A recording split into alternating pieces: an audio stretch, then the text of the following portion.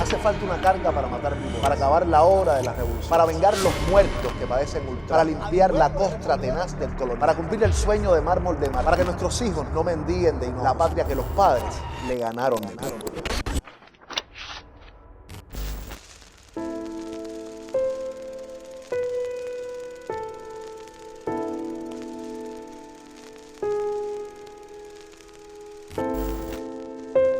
En una de sus novelas, Anaïs Nin dijo: debo ser una sirena. No me asustan las profundidades, pero sí temo la vida superficial. Pero aunque sus libros de cuentos y novelas son conocidos y algunos hasta han sido llevados al cine, la fama de la escritora se le debe mucho a la publicación de su enorme diario, donde detalla intimidades de su vida que muchos han considerado escandalosas. Claro, imagino que usted se estará preguntando, ¿qué hace una escritora norteamericana que nació en Europa en este programa? Y ahí, justo ahí está el detalle. Los padres de Anaïs Nin eran cubanos y en su familia cubana existieron varias personas de relieve social, incluyendo un general del Ejército Libertador.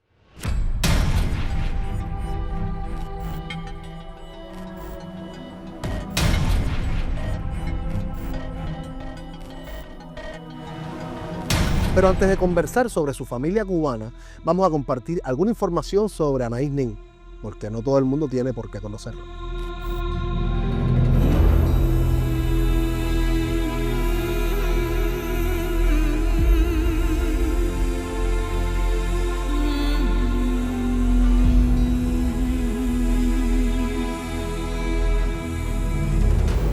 Anaïs Nin Baurigaud, conocida solo como Anaïs Nin, fue una escritora de cuentos y novelas norteamericana, aunque nació en París el 21 de febrero de 1903 y falleció en Los Ángeles en 1977.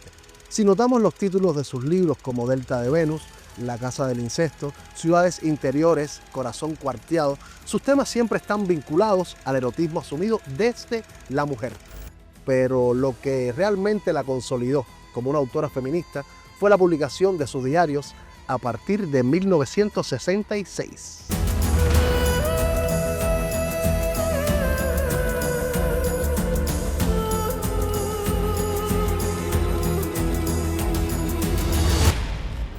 Anaïs tuvo una vida sexual y sentimental muy activa y variada.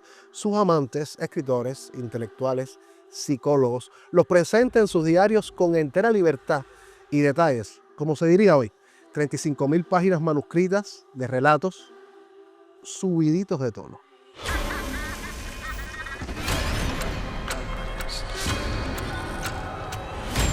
Por ejemplo, con John Strenberg, el famoso autor de Las Viñas de la Ira, Gore Vidal, escritor de Trampa 22, Antonin Artaud, padre del teatro de la crueldad, Otto Rank, psicólogo y discípulo de Freud, y otros más. Pero su relación intelectual y sexual que más la marcó fue con el norteamericano Henry Miller y con su esposa June, lo cual recoge en su libro Henry, su mujer y yo, Diario Amoroso 1931-1932.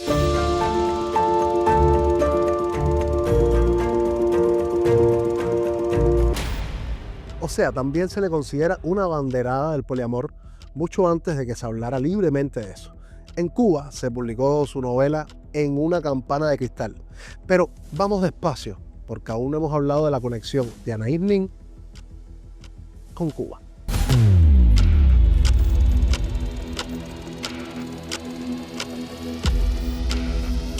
Los padres de Anaïs nacieron en Cuba. Joaquín Nin Castellano fue un pianista de rango internacional. Nació en La Habana de padre catalán. Fue un destacado profesor y compositor. Hizo carrera como intérprete, orquestador y editor de música y vivió varios años en Barcelona. Pero los años finales de su vida los pasó en La Habana, donde ejerció como profesor del Conservatorio Municipal de esta ciudad, lugar donde falleció en el año 1949. Un detalle, a veces se confunde con su hijo del mismo nombre, Joaquín Nin Culmel.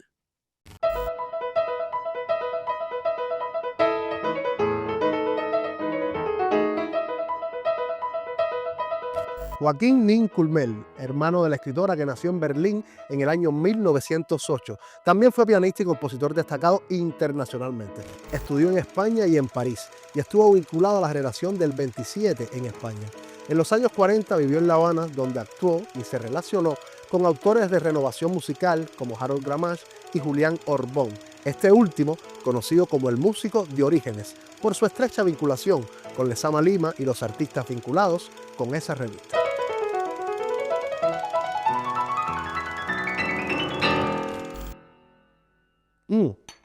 Un detalle curioso, este hermano de Anaïs Nin en París formó parte del jurado del concurso Marguerite Long-Jacques Thiabaut, que le concedió el premio al cubano Jorge Luis Prats. Joaquín Nin Culmel, el hermano de Anaïs, ocupó el decanato del Departamento de Música de la prestigiosa Universidad de Berkeley, en California, donde falleció en el año 2004.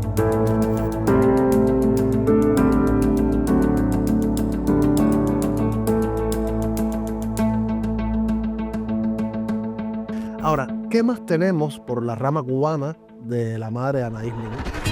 Rosa Culmel Bauguirat también era cubana. Su padre era un danés que hizo fortuna en Cuba, conocido como Papató Culmel y de una matancera de origen francés. Rosa era una joven soprano de 23 que iniciaba su carrera. Los vínculos musicales de la familia se extendieron también a su hermana Anaïs Culmel, que luego fuera una de las fundadoras de la Sociedad Pro Arte Musical. Joaquín y Rosa se casaron en La Habana el 8 de abril de 1902 y partieron a Europa, pero la felicidad duró poco. Algunos mencionaban el carácter don juanesco de Joaquín y sus continuos viajes por motivos profesionales. Lo cierto es que Joaquín se fue con su música a otra parte y Rosa, con sus 3 hijos, a los Estados Unidos. La separación dejó huellas profundas en la niña Anaïs y lo reflejó en su obra Ciudades Interiores. ¿Recuerdas este lugar, Anaïs? Sí, Joaquín, veníamos aquí a menudo. El tiempo pasa, pero estos recuerdos no. Siempre seremos esos niños. Para Rosa Culmel, la vida en Estados Unidos con sus hijos menores de edad fue dura. Con 16 años, Anaïs comienza a trabajar como modelo y como bailarina de flamenco. Se enamoró de un joven norteamericano y entonces Cuba vuelve a entrar en su vida.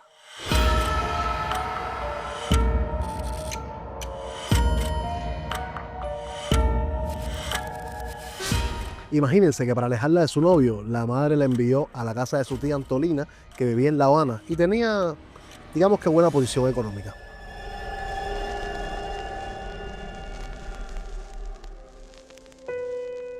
He sido llevada a la tierra de la belleza. Escribió Anaïs en su diario. Toda mi tristeza y aprensión desapareció en el momento que sostuve la mirada sobre La Habana. Tenía entonces 19 años. Ahora, ¿quién era la tía Antolina Culmel? La viuda del general de división del Ejército Libertador, Rafael de Cárdenas Benítez, quien fue el jefe de Brigada Norte en La Habana durante la Guerra del 95. En diciembre de 1896, junto con Néstor Aranguren, dirigió el ataque a Guanabacoa y en el gobierno de Estrada Palma fue el jefe de la policía de la capital. Por cierto, en 1898, cuando termina la Guerra de Independencia, su entrada a Guanabacoa con las tropas de la Brigada Norte fue motivo indirecto para un importante cambio en el himno nacional. Pero bueno, eso es algo que queda pendiente para otro programa. Volvamos al general Rafael de Cárdenas, tío político de Anaïs Nin, que murió en el año 1911.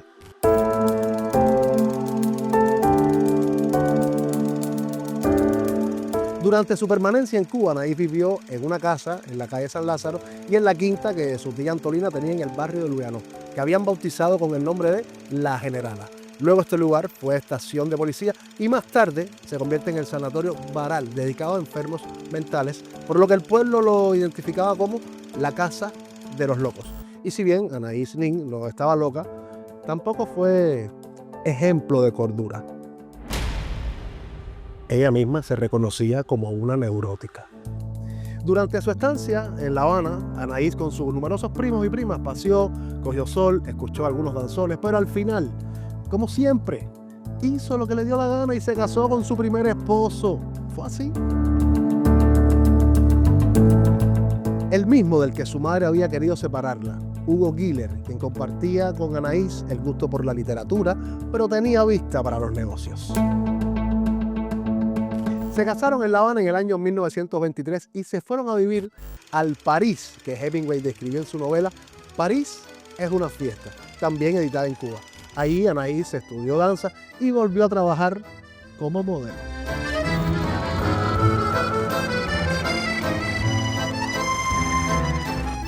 En París, el matrimonio vivió en una barcaza amarrada a la orilla del río Sena y Anaís disfrutó de aquel eterno jolgorio sensual y la explosión de la vanguardia artística. Además, compartió con sus creadores, entre ellos los cubanos Alejo Carpentier y Wilfredo Lang.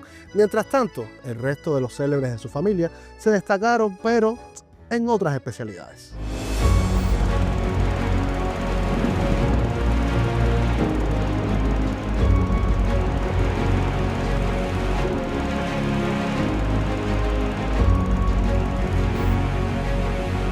Su primo Carlos, hijo de la tía Antolina, y el general Rafael Cárdenas, participó en 3 Olimpiadas en la modalidad de yate estrella, con su hijo Carlos Cárdenas Pla como timonel.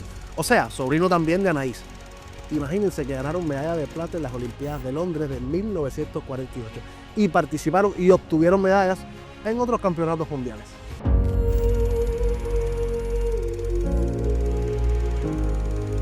Cuando en 1923 Anaís Nin contrajo matrimonio en La Habana, entre los asistentes a la ceremonia se encontraba su primo Rafael Cárdenas Culmel, recién graduado como arquitecto además, también hijo de la tía Antolina y del general. Rafael, les cuento que fue el arquitecto que diseñó el centro comercial La Rampa y también la clínica Miramar, hoy Cira García, además de varias residencias de la alta burguesía.